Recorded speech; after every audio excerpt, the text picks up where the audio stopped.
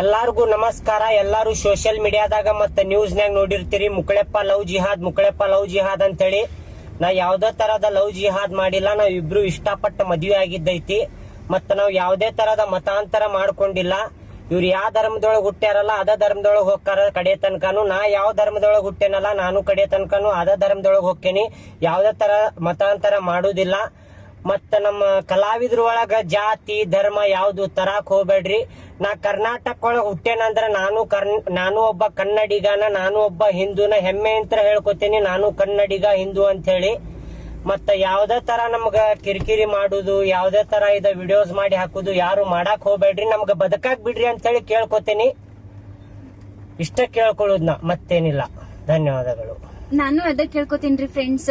ನಾ ಹಿಂದೂ ಆಗೇ ಅದೇನ್ರಿ. ಇವ್ರಿಗೆ ಕನ್ವರ್ಟ್ ಮಾಡುದು, ಲವ್ ಜಿಹಾದ್ ಇದೆಲ್ಲಾ ಸುಳ್ಳು ಸುದ್ದಿ ಹಬ್ಸಾತಾರೆ. ನೀವೇನು ನಂಬಾಕ್ ಹೋಗ್ಬೇಡ್ರಿ. ಮೊದ್ಲಿನ ಮುಕ್ಕಳಪ್ಪನ್ ಹೆಂಗ್ ನೋಡಿದ್ರಿ